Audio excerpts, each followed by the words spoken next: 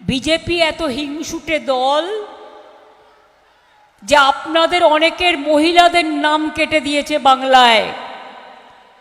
মেয়েরা বিয়ে করে শ্বশুরবাড়ি গেছে, টাইটেল চেঞ্জ হয়েছে, পদবি চেঞ্জ হয়েছে, সব বাদ। শ্বশুরবাড়ি গেছে, তার ঠিকানা চেঞ্জ হয়েছে, সব বাদ। অনেক রাজবংশীকে বাদ দিয়েছে, এনআরসির নোটিশ দিয়েছে, এসআইআর-এর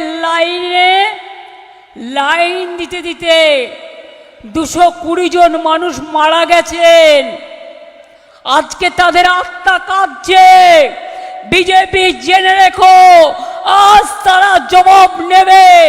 তোমাদের কাছে জবাব চাই, জবাব তোমাদের দিতে হবে।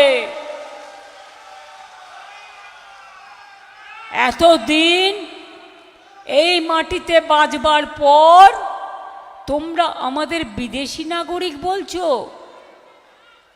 তোমরা বলছো আমাদের প্রমাণ দিতে হবে আমরা এদেশের নাগরিক কিনা। আগে তোমরা প্রমাণ করো তোমরা এদেশের নাগরিক কিনা, তারপরে মানুষের কাছে মানুষকে চ্যালেঞ্জ করো।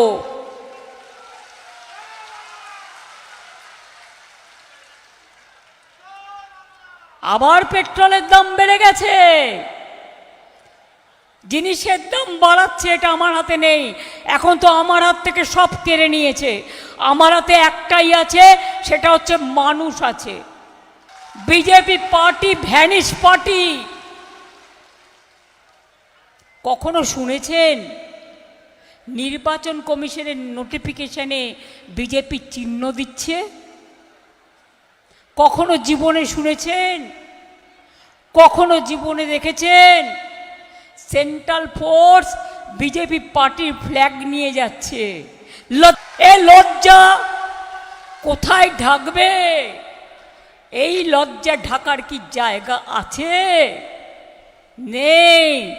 আমার মা বোনেরা না থাকলে দেশ চলে না, ঘর চলে না, সংসার চলে না, পরিবার চলে না, রাজ্য চলে না, পৃথিবী চলে না।